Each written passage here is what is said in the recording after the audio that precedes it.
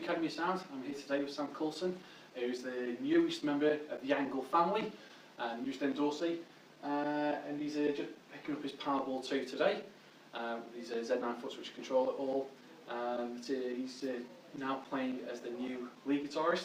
That's right, yeah. Lead guitarist for a band called Asia. Yeah. How did you get that gig there? Well, the beginning of that story is Steve Howe obviously left, and the other guys in the band had a list of favourites that they wanted to sort of get to fill the void, and one of those guys was Paul Gilbert. Yeah.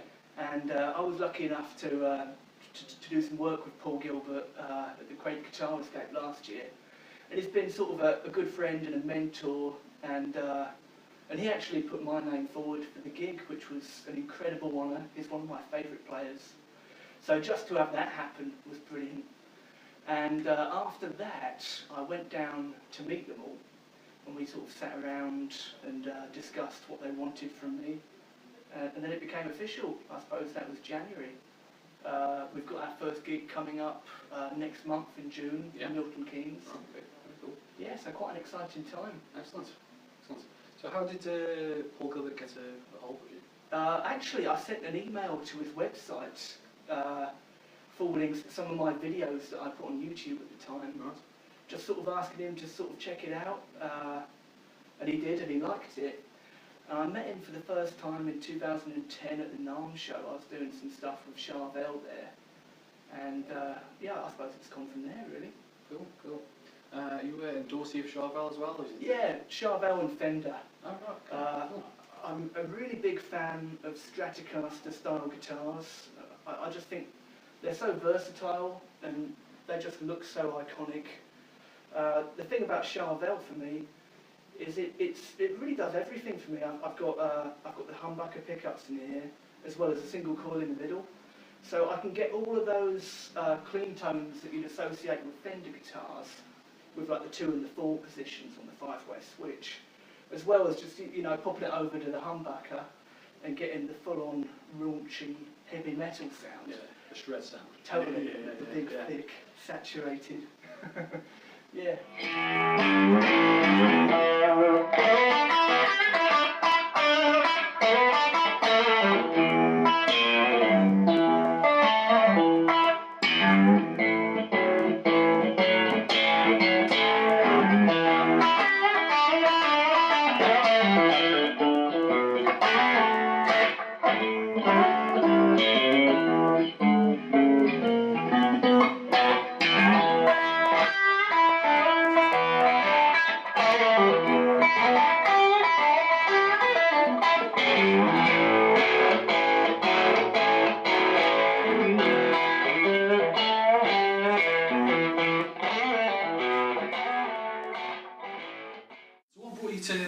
To the ENGL?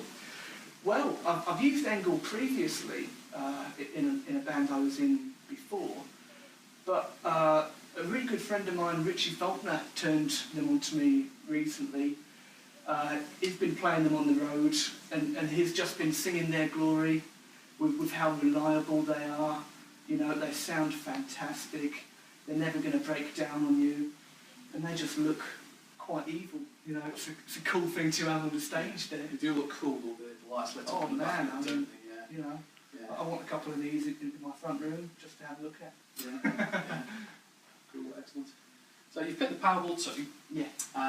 What would you say gave you that kind of decision to go for the Powerball 2 rather than any of the others?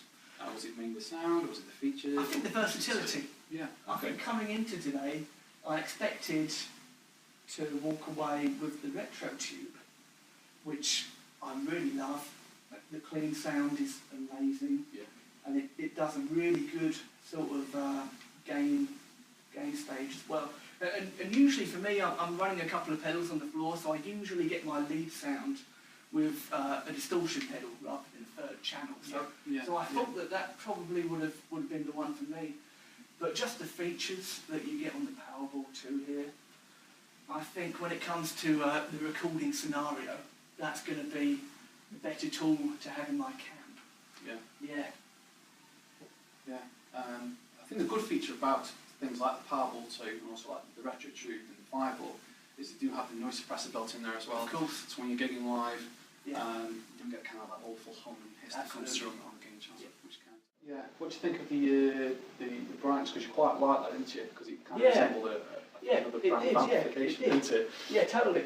I think that's the beautiful thing about it. It does so much more than what you'd get in a simpler amplifier. You've got way more controls to change it to sort of any kind of sound that you want, and the clean sounds are just fantastic on this amp. Yeah. I really approve. Yeah. We tried the crunch channel as well, didn't we? We did, and that does the AC/DC thing really well. Yeah. Yeah, for sure. I think that would be really good for riffing out with Asia. I think probably what I'll do, I'll probably run it with the crunch channel, and I'll probably kick in a pedal to get that overdrive sound rather than using the other channels. Yeah, I think I'll do some tinkering, some further tinkering, and figure that stuff out. Yeah, why not? I mean, there's plenty there to play with, isn't there? Very impressive stuff. Yeah. Okay, thanks, Sam. Thanks for coming in. Good to see you. Nice to meet you. Thank you.